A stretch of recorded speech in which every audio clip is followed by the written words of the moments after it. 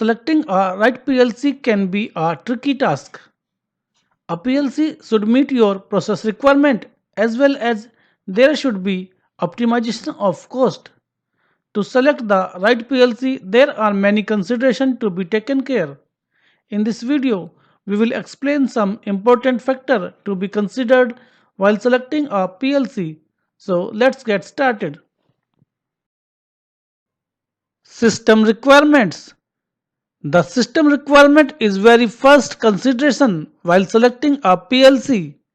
Consider what process or what plant you want to control with the PLC. How critical is your application which you want to control and what you want to achieve with the PLC. Based on these considerations, select your PLC. It may be standalone PLC or you may need PLC network. The size of your application will decide your PLC. It may be micro, small, medium or a large PLC.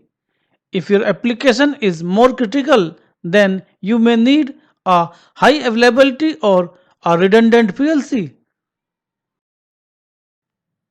The second consideration is speed of PLC CPU.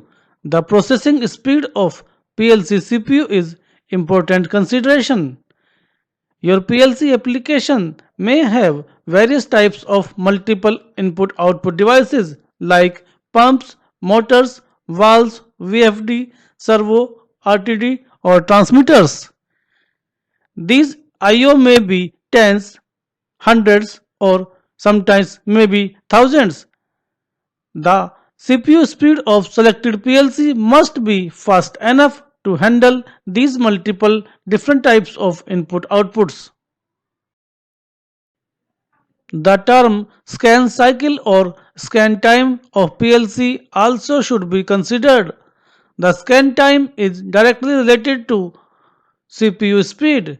The scan time of PLC is time taken by the CPU to collect the data from inputs, running the PLC program and updating the output based on the program. The third requirement is memory.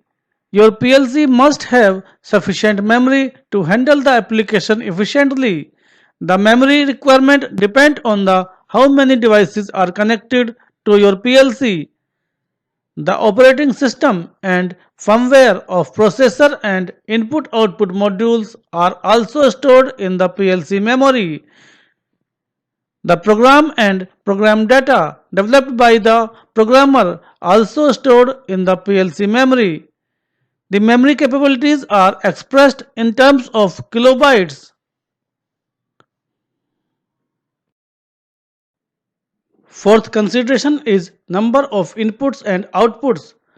The inputs and outputs are fundamental requirement of PLC operation.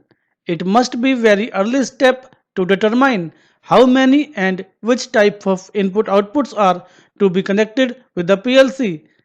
Consider if there is any possibility of future expansion of input outputs. Calculate the total number of different types of input outputs. Summarize the type-wise IOs like total digital input, total digital output, total analog inputs and total analog outputs. Check if your application have special types of input outputs. The total number of IO will help you to determine the size of your PLC, whether it will be micro, medium or a large PLC. The total number of IO will optimize the size of PLC and it allow to work your PLC in full swing.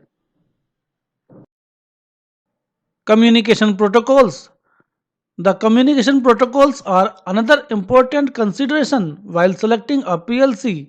Consider how your PLC will communicate with other networks, system or other field devices.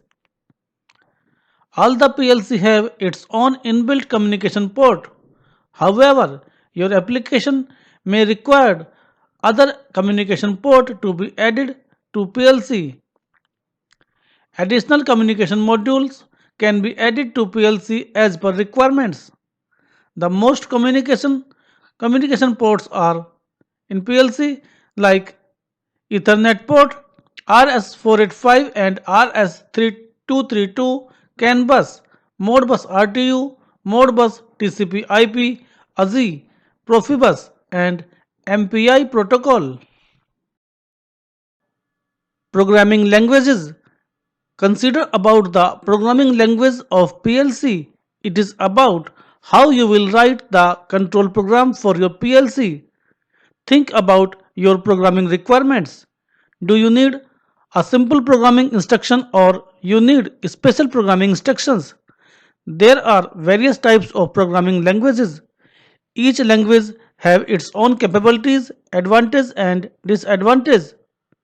Some most common PLC programming languages are ladder diagram, sequential functional chart, functional block diagram, structured text and instruction list.